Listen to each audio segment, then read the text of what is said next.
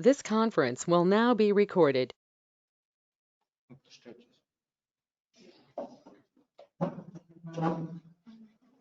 Good morning, everyone. Today our topic is primary hyperthyroidism. Primary hyperparathyroidism, which is one of an important topic. So, what is primary hyperparathyroidism? So, it is a generalized disorder of calcium, phosphate and bone metabolism due to an increased secretion of PTH, which is parathyroid hormone. Okay, so the hyperparathyroidism causes dysregulation of calcium metabolism and phosphate metabolism, and also bone. So the symptoms and signs of the clinical features of this disease will be related to the calcium metabolism uh, and bone. So which this leads to hypercalcemia and hypophosphatemia. So these are the conditions which cause the clinical features. So what is parathyroid hormone? So it is the parathyroid hormone is secreted from the parathyroid glands. And where are they situated? They are located posterior to the thyroid gland. So these are small glands which are located behind the thyroid gland on behind each of the process. That means the four corners will be there, right, for the thyroid gland. So each will be situated behind each corner. Behind the thyroid gland. So these four glands, they secrete the parathyroid hormone, and the parathyroid hormone is secreted from the chief cells in the parathyroid gland. So that's where the synthesis of the PTH takes place. So actually the parathyroid hormone is released as a pre-pro hormone, not only a pro hormone, it's pre-pro hormone. And gradually the cleavage will take place, which converts the pre-pro hormone to pro hormone and eventually to the PTH hormone. So it is a biologically active peptide. So it is a peptide type of hormone with 84 amino acids. So so if you get a question of hyperparathyroidism, the first thing you have to remember is it's a bone, calcium, phosphorus. So these are the three main systems which will be affected. Okay, and it is released by the parathyroid gland. Where does it synthesize? It synthesizes in the chief cells in the parathyroid gland. Okay, so these are the main important points you have to remember. Okay, then this parathyroid hormone, it increases. So what are the total effects? Overall it causes increased calcium and decreased phosphorus, but that process is a net effect of all this. Okay, I'll explain.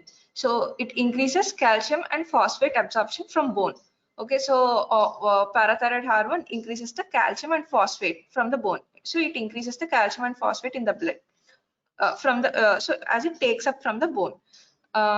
Next, it decreases calcium excretion, but it increases phosphate excretion through the kidney. So here in the kidney, what it does is it does not allow the excretion of calcium. It reabsorbs the calcium, whereas it increases the phosphate excretion. So here it has opposite effect, whereas here it has same effect.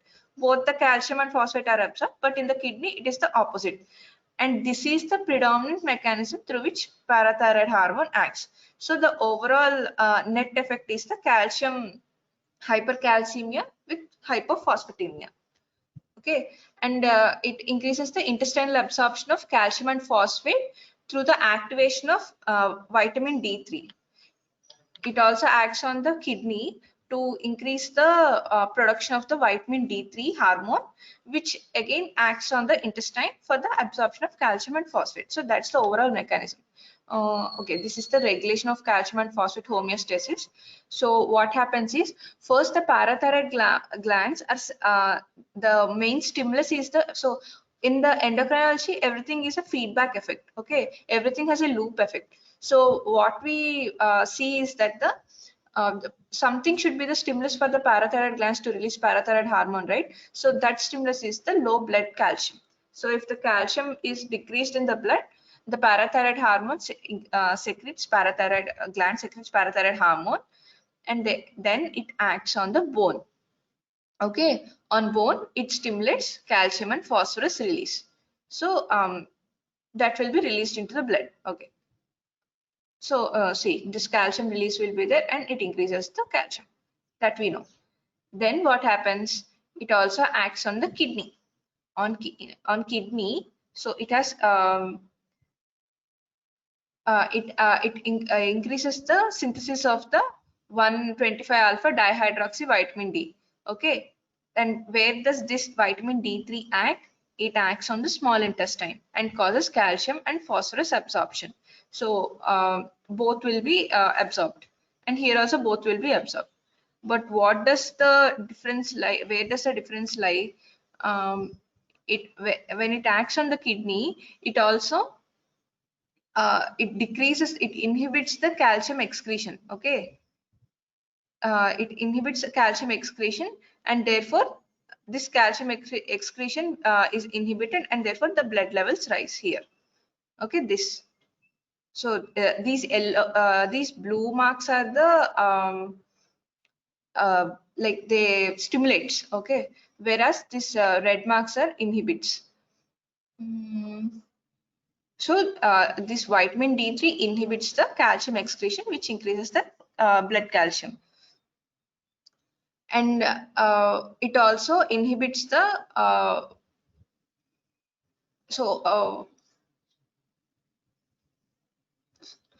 so the overall net effect will be increased calcium and decreased phosphorus. And actually in hyperparathyroidism we have three types of hyperparathyroidism.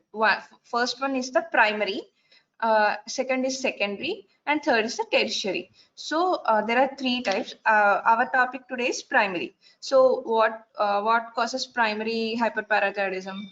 It is the adenoma of parathyroid gland, or else hyperplasia of the chief cells, or else parathyroid carcinoma. So all these causes increased hyperparathyroidism, and it causes the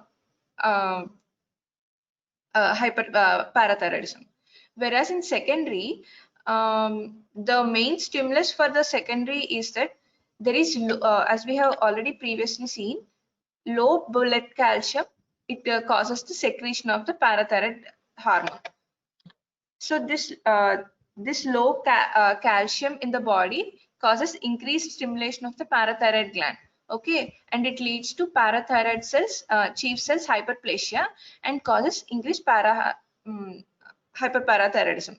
So this is secondary. That means the problem is not in the gland; it is in the calcium. And what are the conditions which causes decreased calcium? One of the main condition we see is chronic kidney disease. Okay, in this the kidney function is impaired, so calcium is not being reabsorbed, and therefore it causes low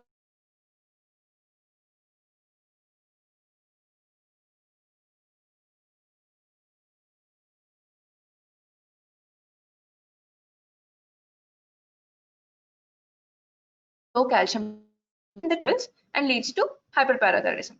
So this is the secondary. Whereas in tertiary, what is this? What happens? So first we have low calcium levels. In suppose we take a patient of CKD. Okay, in CKD patient, the patient is having low calcium levels. This stimulates the parathyroid hormone. Okay, so when this parathyroid hormone is stimulated, it keeps on secreting. The parathyroid hormone keeps on secreting, and this hyperplasia, this parathyroid cell hyperplasia, it eventually causes an adenoma to form, a nodule to form in the gland. Okay, so this nodule, it eventually becomes autonomous and starts secreting its own parathyroid hormone. So it almost becomes a primary hyperparathyroidism, but there is still low levels of calcium. So that's what is tertiary. So tertiary is an autonomous nodule has grown in the gland. So that's what causes the hyperparathyroidism, and it's because of the CKD condition only. And coming to primary hyperparathyroidism, what are the causes? So first we have the most common cause, like 90% of it's caused by adenomas. There will be a single solitary adenoma, and it's most common in the inferior parathyroid glands. So this adenoma is the most common cause for the hyperparathyroidism. And second one is the hyperplasia, as we have discussed previously. And again, we have two conditions which are called MEN1 and MEN2A. So these are the multiple endocrine neoplasia.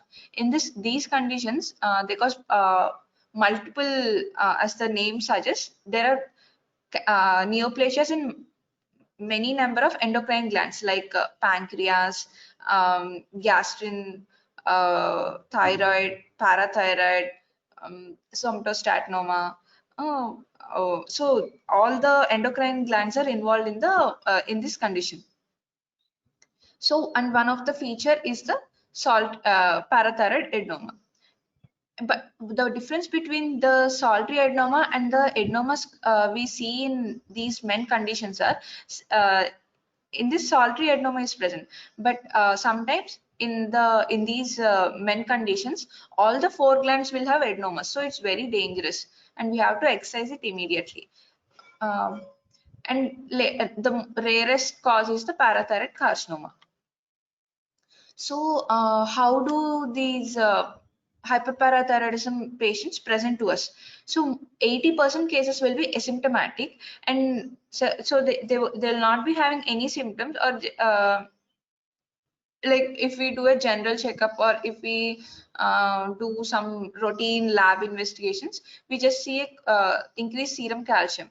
When we start investigating the serum calcium, then we'll come to know, oh, this patient is having hyperparathyroidism. So that's the most common presentation. They will be mostly asymptomatic unless we do a lab test. And 20 to 25% cases, they have a chronic course with mild or intermittent hypercalcemia. We can manage these with medications. They just have some recurrent renal stones, or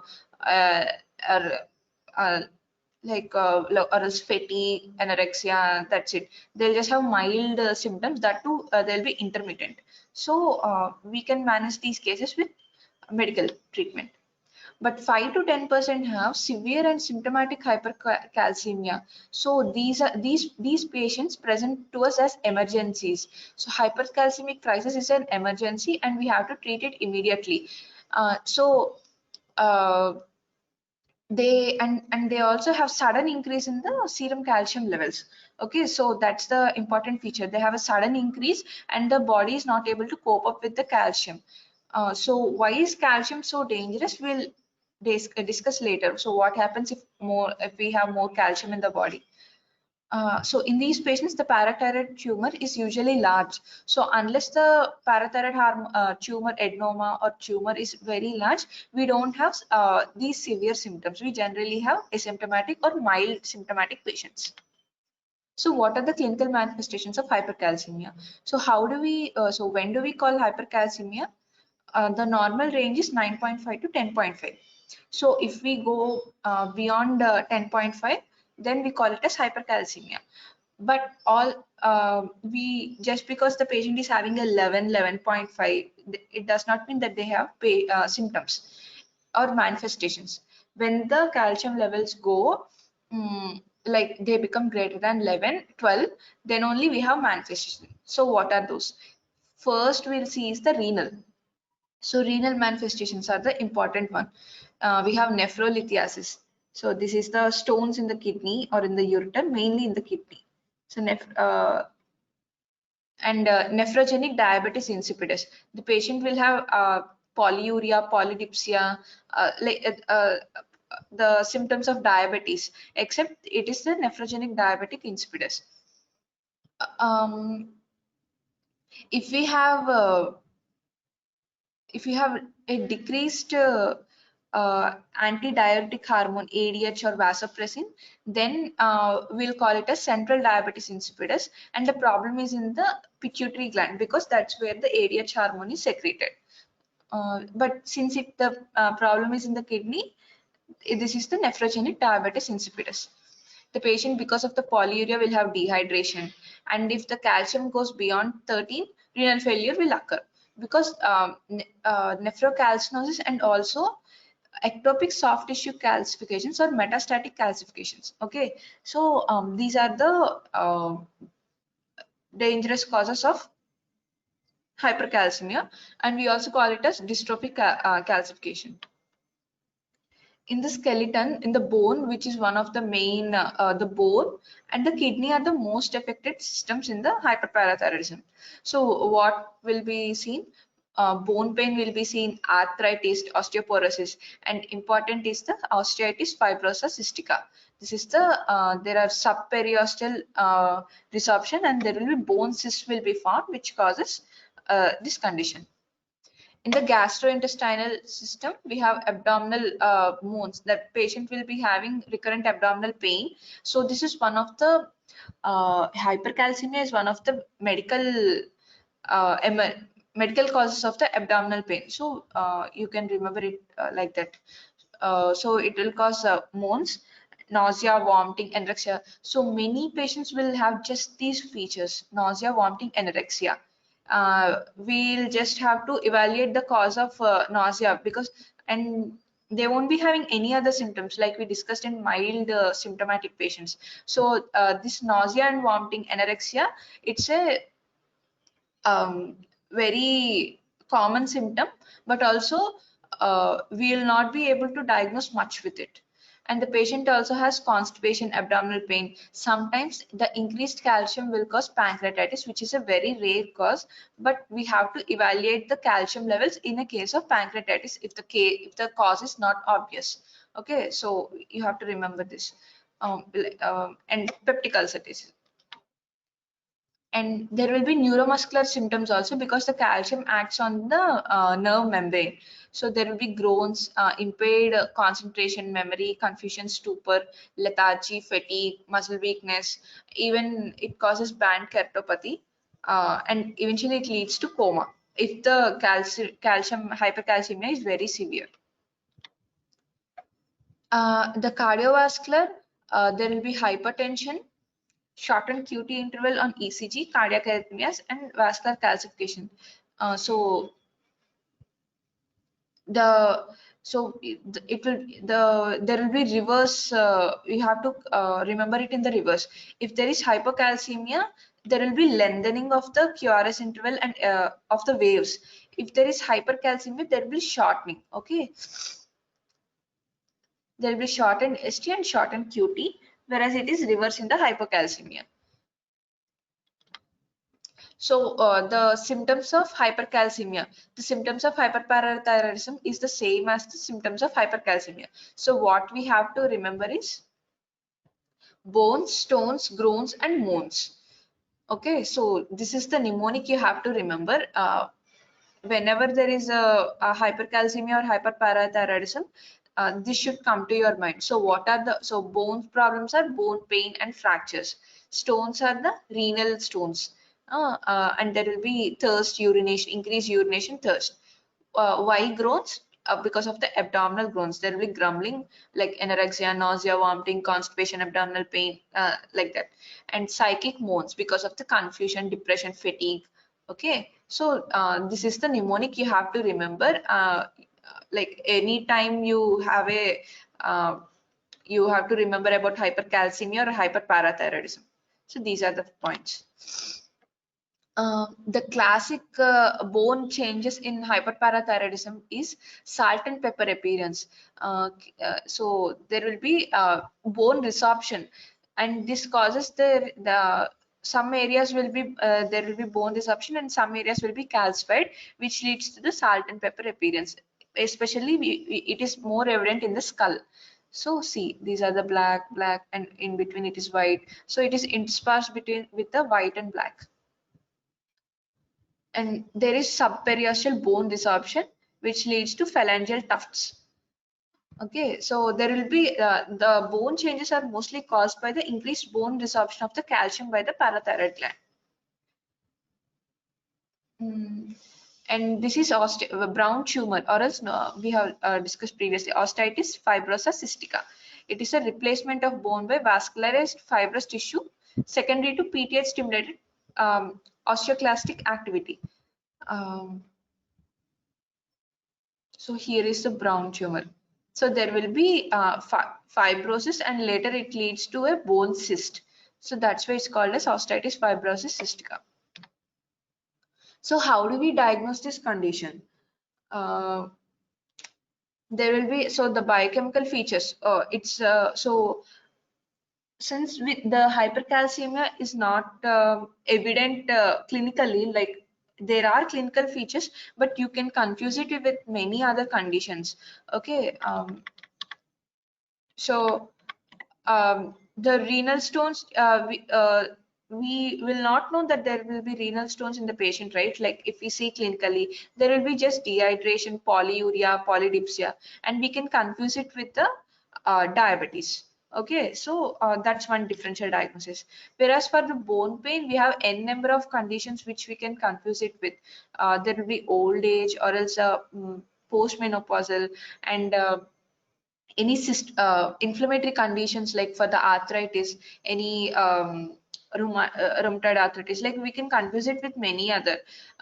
Even with the cyst, there are many conditions like osteomas and everything. And gastrointestinal, this is one of the vaguest symptoms ever, because many patients in the OPD present to us with peptic ulcer disease, nausea, anorexia, like many number are present. So if any patient comes with these conditions, one of the first thing we have to evaluate is the calcium, because this hypercalcemia is causing all these symptoms. So if the in primary hyperparathyroidism, calcium is increased, obviously. But what is causing this increased calcium? PTH. So once we have an increased calcium and decreased phosphate, immediately we have to think of parathyroid hormone. Okay, and this differentiates between the um, parathyroid hormone will be increased greater than 0.5 milligrams per liter. Other thing we have to keep in mind is the alkaline phosphatase, because in the presence of bone disease, it will also be increased. In acid-base status, there will be mild hyperchloremic metabolic acidosis will be there, like very mild. Um,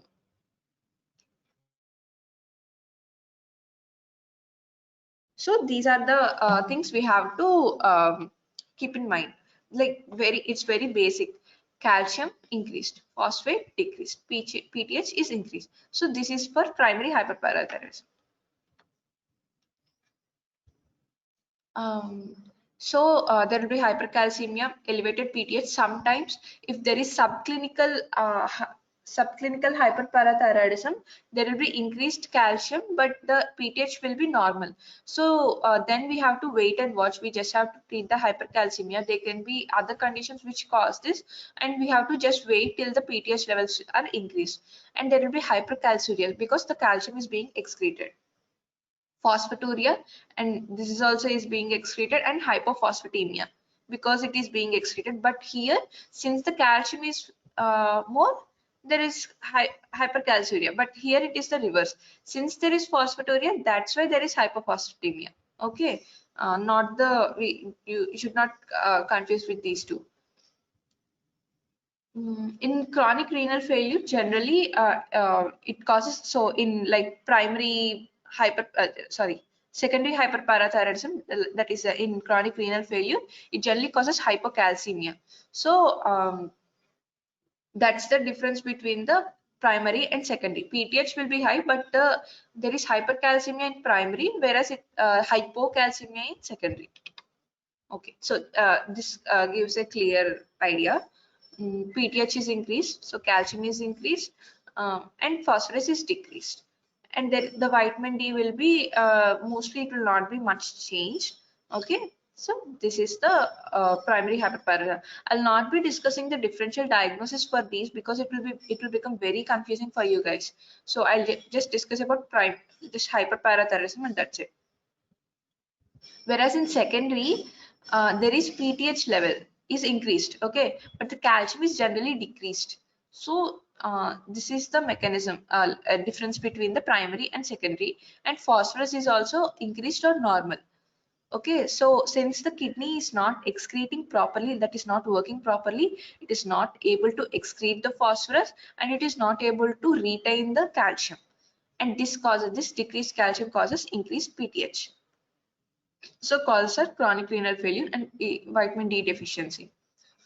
Whereas in tertiary hyperparathyroidism, the PTH levels are very raised, and it is similar to that of primary in increased calcium, but the phosphorus is also increased. Why?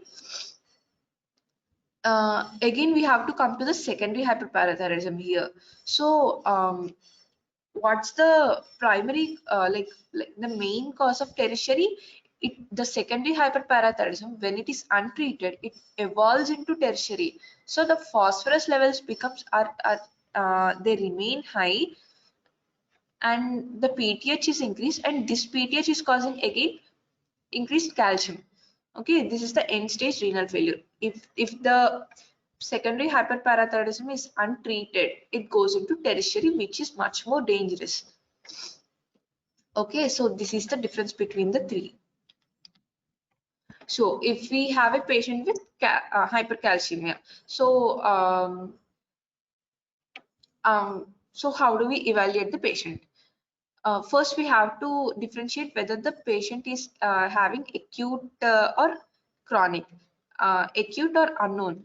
If the patient is having the same complaints from many months, like if he's complaining from many days, then it goes into chronic. If it is acute, like if it is recent onset, or if we don't know the duration, then it is acute. So what do we do if there is increased calcium? We do PTH. And what if the PTH is high? It is either primary hyperparathyroidism, or sometimes we have to consider Men's syndromes. If even it is acute or chronic, it will be same. If PTH is high, primary hyperparathyroidism. You have to keep it should be in your mind that whereas if it is chronic, if the PTH is low, if the PTH is low, and if it is in a acute duration, like we have to consider malignancy. Humoral hypercalcemia of malignancy is an important cause of hypercalcemia. Okay, for that we have to do a PTH related peptide is there, which is different from PTH. We have to do it, and first we have to rule it out. And if it is negative, then other causes are present. So these are the different DDs for hypercalcemia, not for primary hyperparathyroidism, because these PTH levels are different in both. So so we have many causes like granulomatous disease, because they secrete vitamin D3 hormone, which causes all these conditions. Familial hypocalciuric hypercalcemia, milk alkali syndrome, medications, vitamin D or A intoxication, adrenal insufficiency, all these conditions causes hypercalcemia with low PTH levels. Okay, yeah, you just remember these. So these are all the causes for secondary primary hyperparathyroidism. Okay, these are very rare causes. Okay. Oh, sorry. Not for secondary, just hypercalcemia. Okay, coming to the treatment. Patients with mild hypercalcemia, that is less than 12, they do not require any treatment. Like we have to hydrate the patient. So hydration is the main aspect for hypercalcemia, because hydration causes increased excretion of calcium, and also prevents the formation of stones. Okay, so we should avoid volume depletion and physical inactivity, and maintain adequate hydration. This is the main important thing. We don't have to any other treatment for if it is less than 12, the calcium. Whereas in moderate, if the levels are 12 to 14, and if it is acute and symptomatic, we have to do aggressive treatment. And severe hypercalcemia, even without symptoms, you have to treat it aggressively. So if the patient is having greater than 12, if the patient has if the patient is like, if we think that the patient has chronic symptoms, then some measures will sufficient, but aggressive we have to go if it is acute and symptomatic. So what is the treatment we have to do? we have to give IV saline. If so, this is the first thing we have to do. If the patient is having a high calcium levels, we have to do saline flushing out of the calcium. So IV saline, and also diuretics like furosemide. And then bisphosphonates.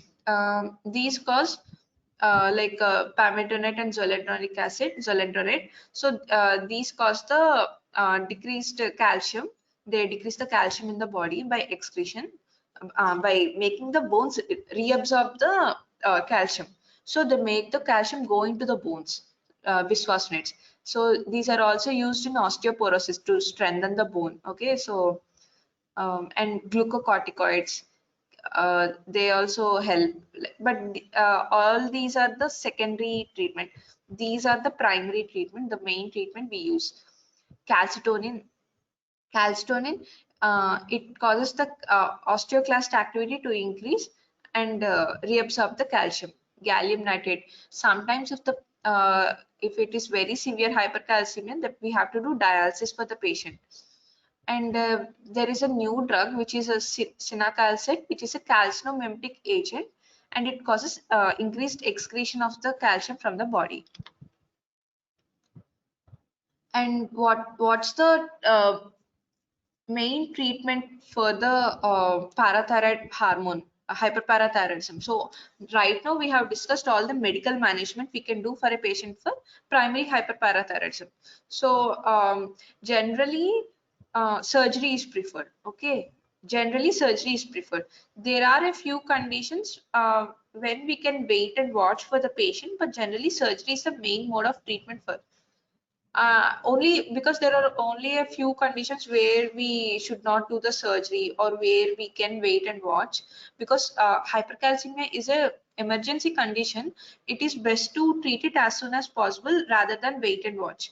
Okay, that's what the what's the experts think. And the so the main mode of treatment is the parathyroidectomy. Uh, and if we have to wait for the surgery, then we can use all this medical treatment, like all the we can use bisphosphonates or else calcitonin or cinacalcet. We can use this, but eventually the patient should undergo parathyroidectomy because it is curative. It removes the condition. So we have two approaches. There is just like conventional. We open the patient and take out the adenoma and check if other parathyroid glands have any other adenomas, and if it is single, we just excise it. Or else, if in men, in some patients, the patients will have they have all the glands will be involved, right? So that means all the 4 glands should be removed.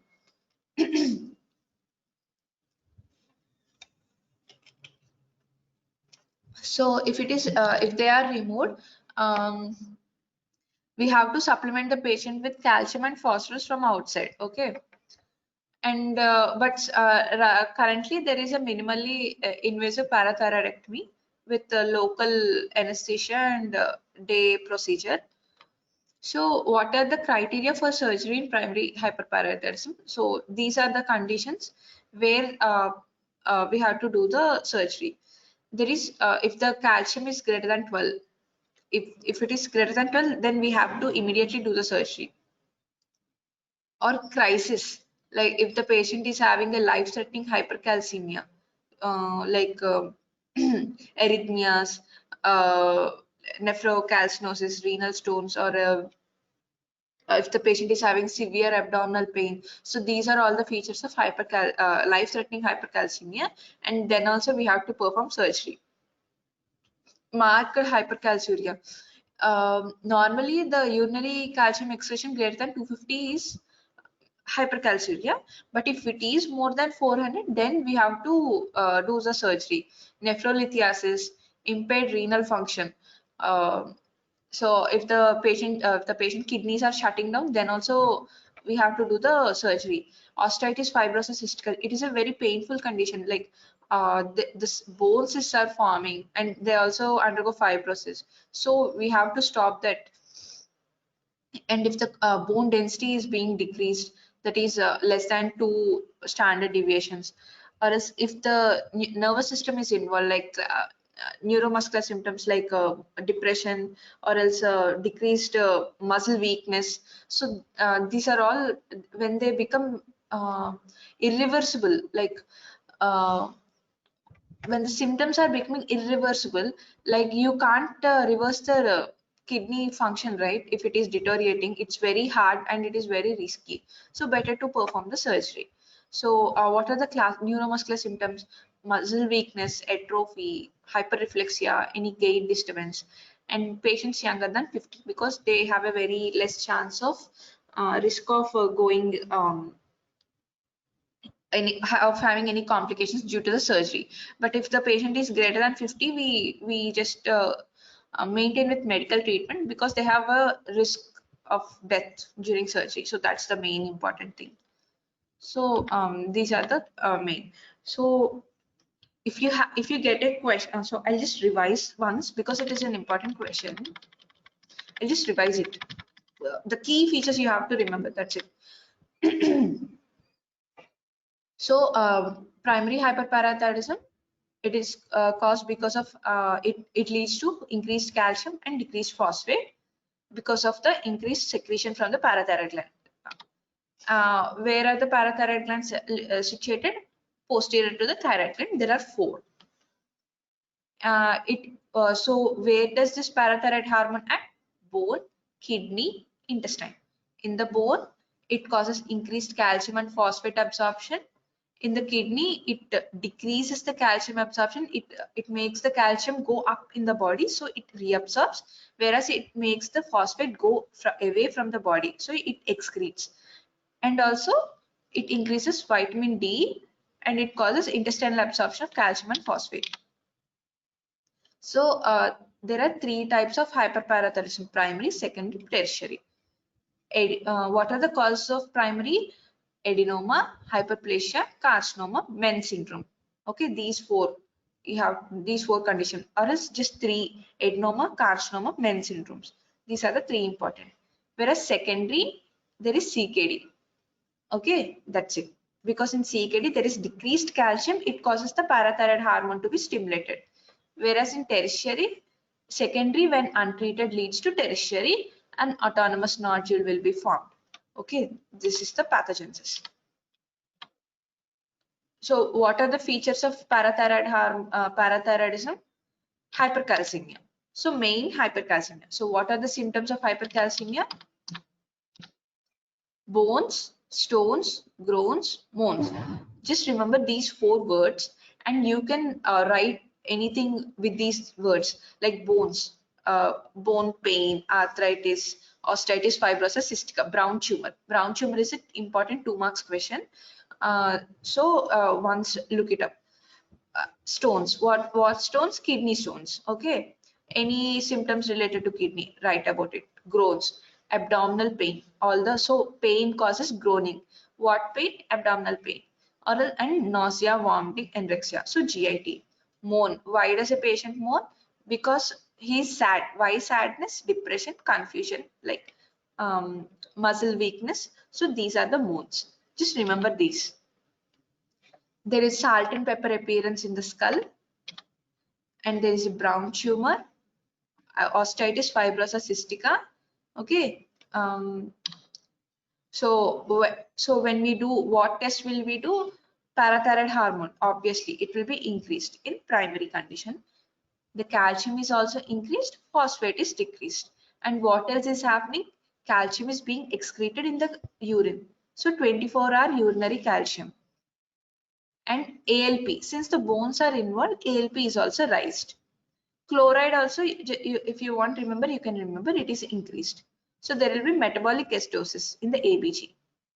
Okay, arterial blood gas analysis. You have to remember this one.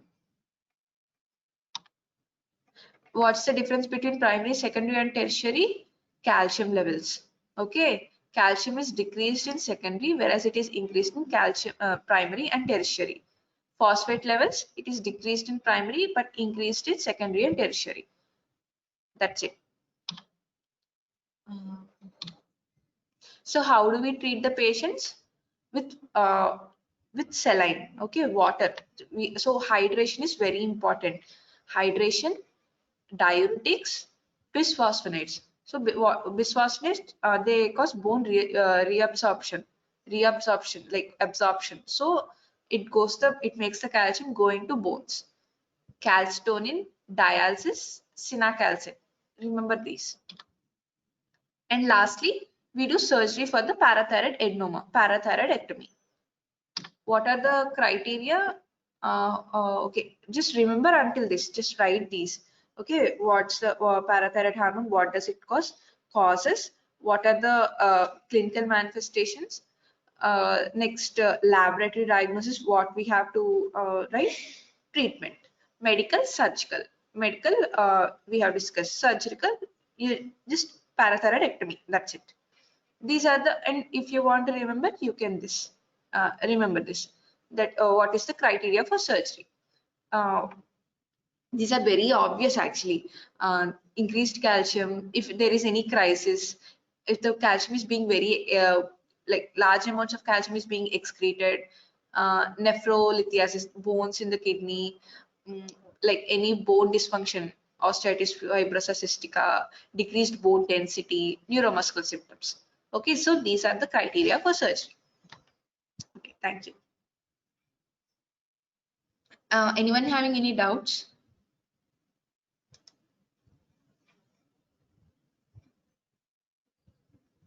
Okay, thank you.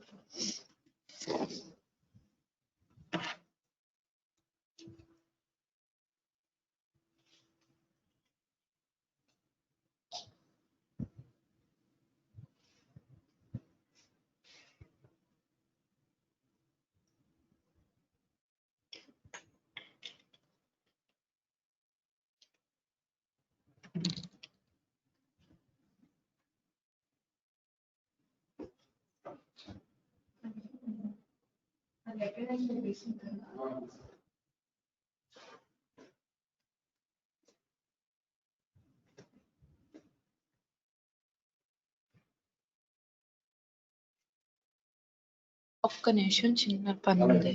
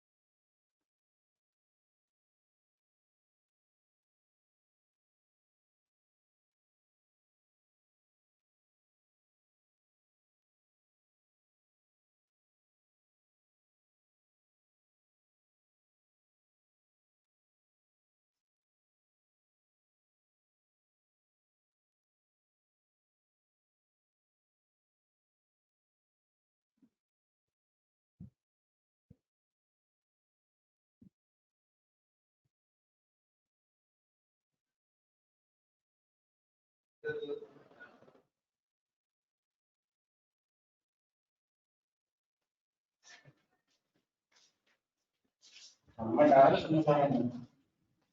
ఇప్పుడు ఏం లేదు కదమ్మా, ఇప్పుడు రాదు attendance.